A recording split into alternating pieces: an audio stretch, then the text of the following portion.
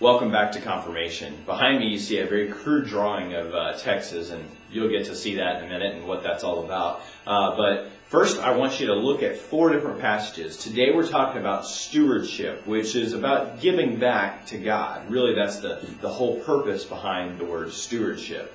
But those 4 passages, here's what they are. Ecclesiastes chapter 5, verse 10. The next one is Matthew chapter 6, verse 24.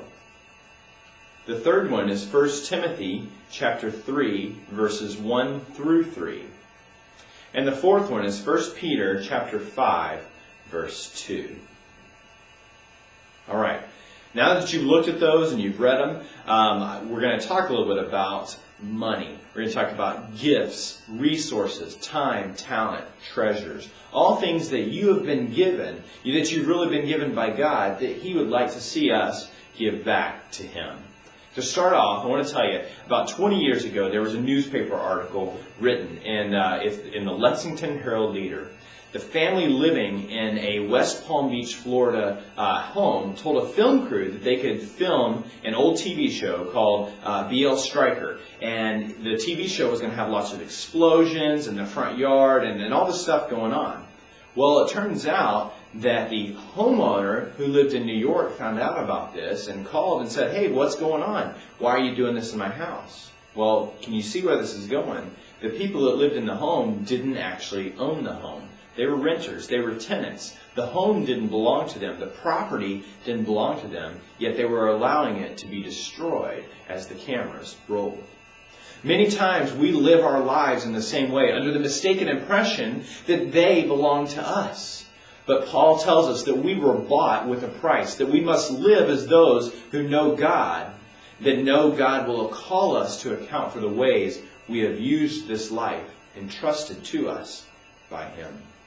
Stewardship is about so much more than money. It is about our entire life that we have been given, living for God. One of the ways that we can show that is through our money and our resources, because after all, they aren't ours anyways. Now there's one very famous person that had all the money really he could ever want, but he was also changed by God. Let me give you a little background info on this story. All right, we're talking about the city of Jericho.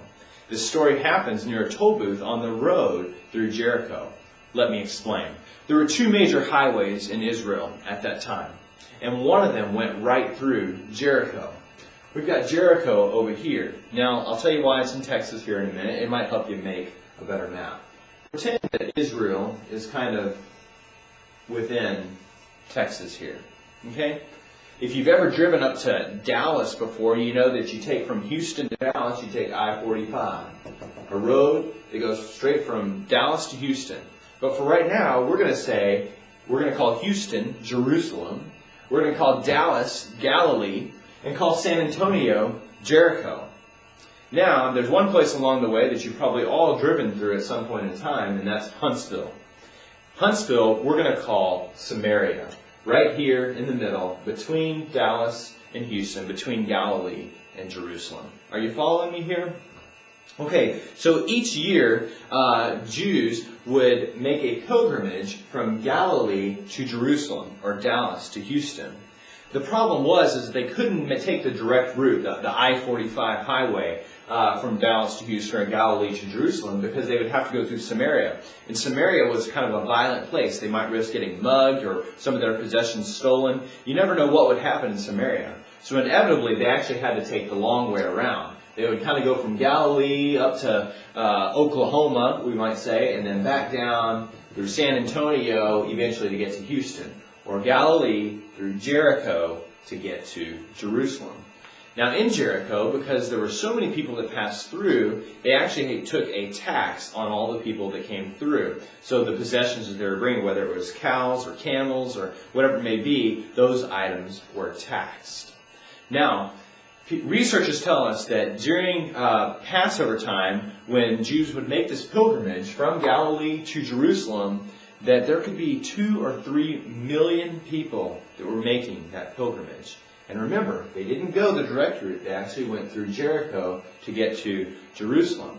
Now that's a big deal because 2 or 3 million people going through a city, paying a tax on everything that they're bringing through, that's going to generate a lot of money. It was really a circus time because so many people were bringing so much stuff through. Now, Jesus, who was also of Jewish descent, was going through and making this pilgrimage at the same time. He had done some things that would have attracted attention to him. He had raised Lazarus from the dead. He had healed Bartimaeus of his blindness. He had turned water into wine. So people knew who Jesus was. And if you can turn water into wine, you become a bit of a circus star yourself, a superstar. Jesus had superstar status. And the tens of thousands of people passing through customs at Jericho, they wanted to see Jesus as well. Now we enter Zacchaeus. Some of you may have grown up singing a song about Zacchaeus. The wee little man was he. He climbed up in that sycamore tree just to get a glimpse of Jesus. That's what the story's about. So let's read that story in Luke chapter 19, verse 1 through 10. Luke chapter 19, verse 1 through 10.